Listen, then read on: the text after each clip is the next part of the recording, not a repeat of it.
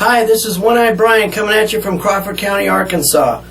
And I wanted to do a video for pilots. I've been a licensed pilot for about 37 and a half years. Actually, I'm 38 now. And I'm private, commercial, instrument instructor certified. I've been flying general aviation planes since 1978. Licensed since 1981. And I've also flown in the military. Some when I was in the Air Force and the Air National Guard before I went regular Army. And so I have a lot of flying experience, a lot of dealings with the aeromedical examiners, having to get your medical certificate. I've had first-class medical certificates for years and years. And I know it's an issue for pilots out there, even if you fly for fun or if you fly for a living, who have had eye trauma and all of a sudden find themselves monocular, like me, only vision in one eye. Ooh. I'm sure that would cause you to raise some flags, some questions, and say, hey, can I still fly? Can I still pass that medical exam? So I took it upon myself to investigate because I don't want to lose my pilot license. I've been flying most of my adult life. I mean, that freaked me out. So, yeah, you can still fly, and there are some restrictions. And I made this video because I searched on YouTube, and I didn't find a whole lot of answers on flying with one eye. You know, what does the aeromedical examiner say, and what does the FAA rules, ICAO, all that. So I went ahead and did this video for you. Okay, I'm on the Federal Aviation Administration website, FAA.gov. If you go to the Federal Aviation Administration website, go to the search line and type in Guide for Aviation Medical Examiners. So I'm going to read you what the FAA is telling the aeromedical examiners how to handle a one-eyed person. Application process for medical certification, exam techniques and criteria for qualification, items 31 through 34I, monocular vision. Here we go.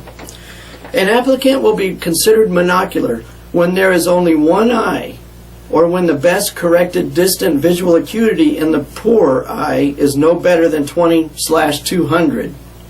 An individual with one eye or effective visual acuity equivalent to monocular may be considered for medical certification in any class, first, second, or third, through the special issuance section of Part 67, 14 CFR 67.401. Okay, so again, this is the FAR's Part 67, 14 CFR 67.401. Okay. The visual acuity loss is simply recorded in item 50 of the FAA Form 8500-8, which is your certification form that you're filling out to get your medical certificate. And visual standards are applied as usual.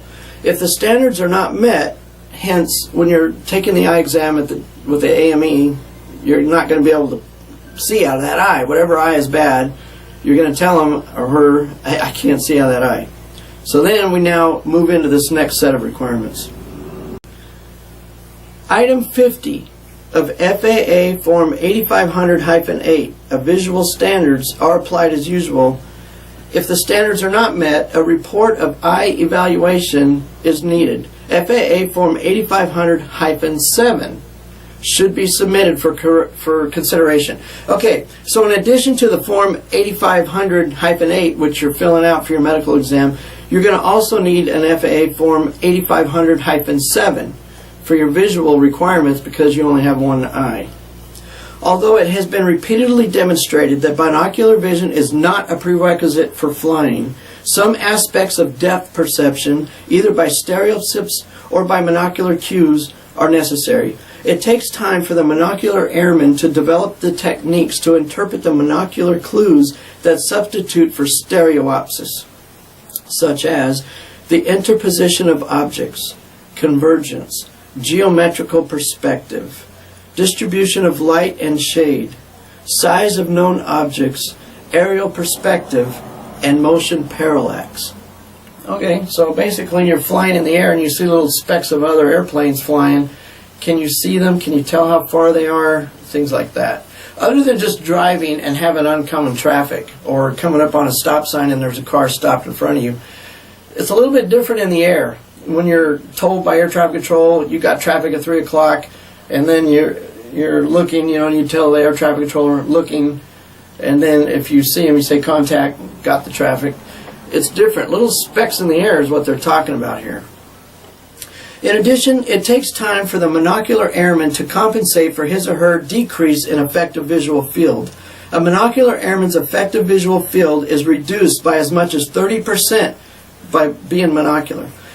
This is especially important because of speed smear, i.e. the effective speed diminishes the effective visual field such that a normal visual field is decreased from 180 degrees down to as narrow as 42 degrees or less as speed increases. Well, we're not flying F-16s here, so if you're in a small single-engine airplane, or even if you're multi-engine and you're still cruising, say, under 250 knots and less, this is not really going to apply. You're talking about jets. You're talking about Learjets, Citations, Gulfstreams, commercial airplanes like that that can go faster than 250 knots and have to deal with traffic at high speed.